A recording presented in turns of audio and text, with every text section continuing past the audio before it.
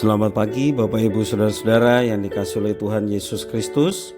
Berjumpa kembali bersama saya Pendeta Eka di dalam renungan firman Tuhan pada hari ini, hari Jumat 6 Agustus 2021. Kiranya sukacita dan damai sejahtera dari Tuhan Yesus terus menyertai kehidupan kita yang mendatangkan kebahagiaan. Puji nama Tuhan. Sampai pada pembacaan kita hari ini, 1 Tawarik pasal yang ke-6. Mari kita akan bersama-sama merenungkan setelah kita boleh membaca bagian pasal ini hari ini. Mari kita berdoa terlebih dahulu. Tuhan Allah Bapa di surga, kami sungguh bersyukur hari yang baru Tuhan percayakan pada kami, dan kami mau terus mengisi hati dan pikiran kami dengan kebenaran firman Tuhan.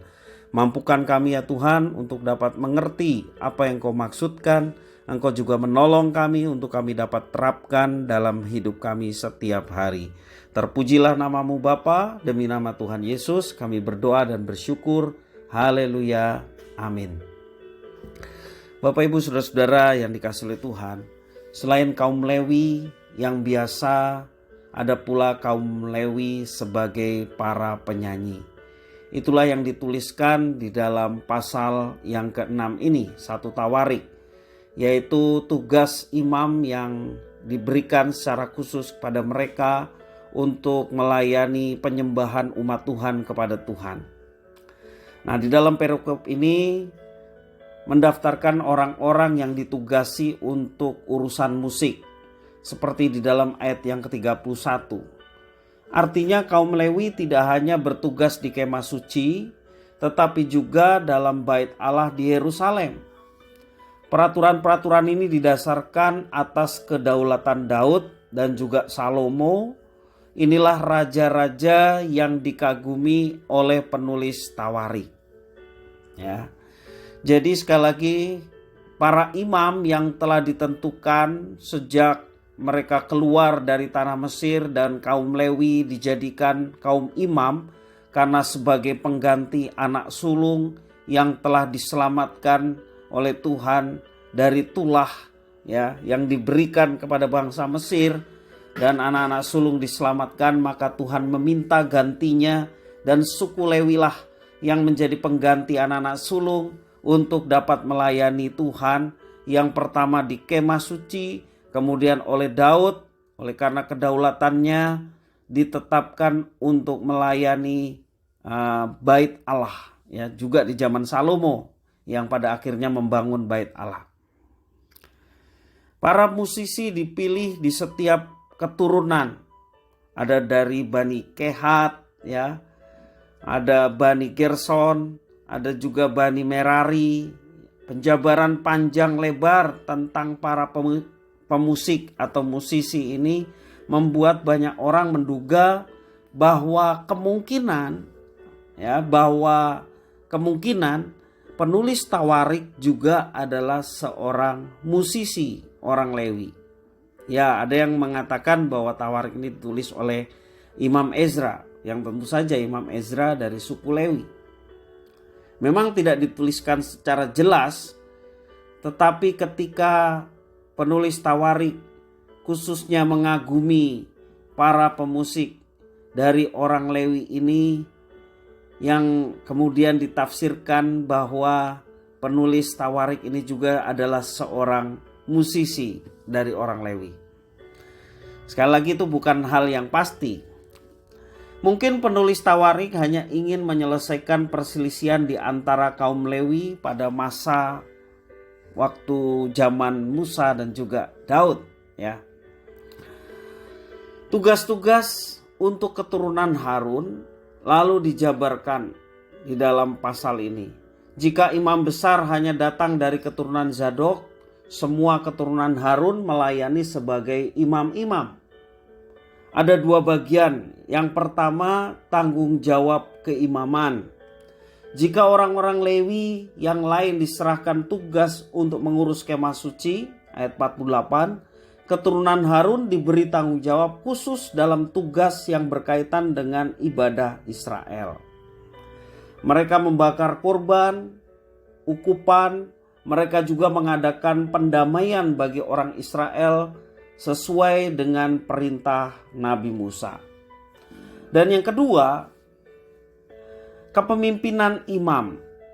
Dengan ditetapkannya tugas-tugas kaum Lewi dan para imam, penulis Tawarik menunjukkan keluarga mana yang menurunkan imam-imam besar yang membawai anak-anak Harun lainnya.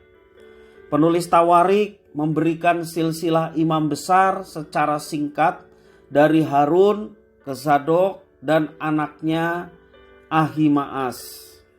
Itu yang ditulis dalam ayat yang ke-50 sampai 51. Daftar ini diluaskan sampai ke zaman Daud.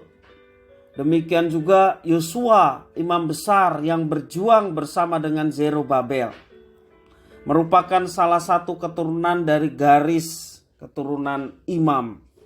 Seperti Nabi Yeskiel, Nabi Zakaria, penulis Tawarik mengakui bahwa garis keturunan Imam Zadok adalah satu-satunya yang sah untuk jabatan imam besar Israel pada periode setelah pembuangan.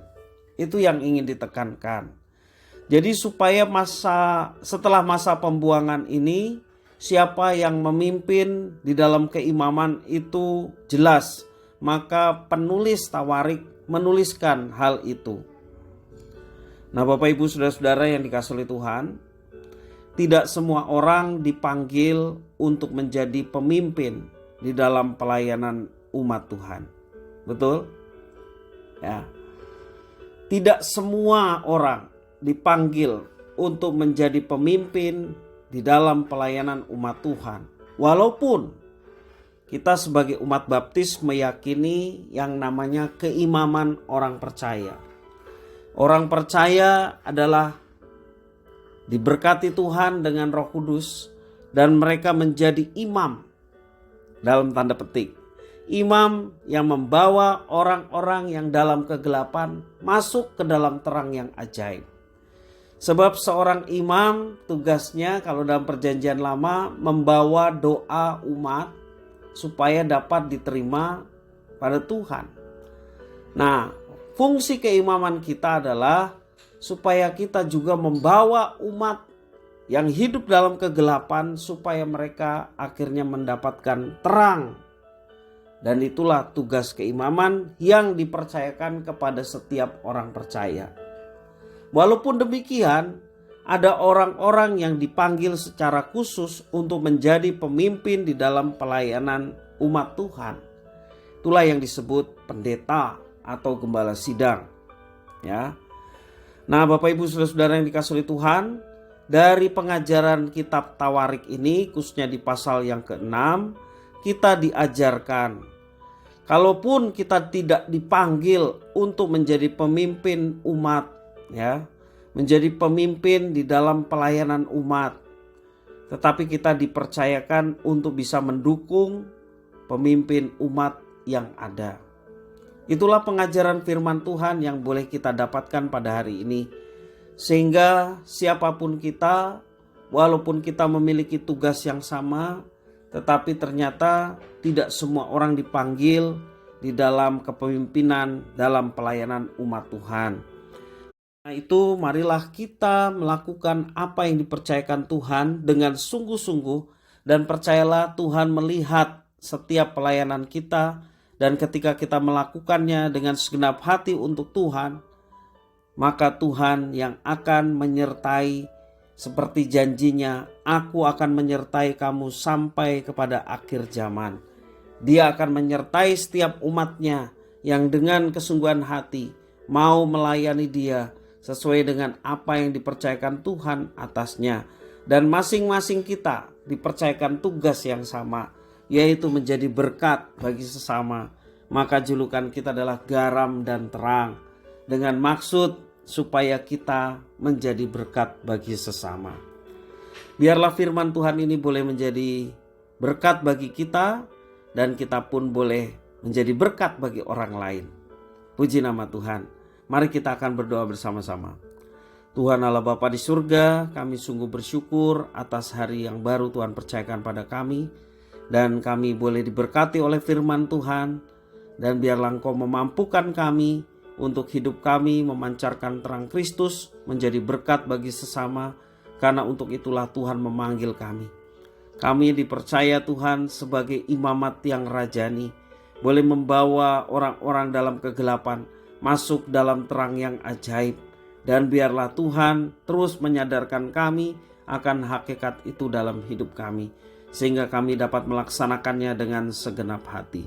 Terpujilah namamu ya Tuhan. Inilah doa permohonan ucapan syukur kami atas firman Tuhan. Di dalam nama Tuhan Yesus kami berdoa dan bersyukur. Haleluya. Amin.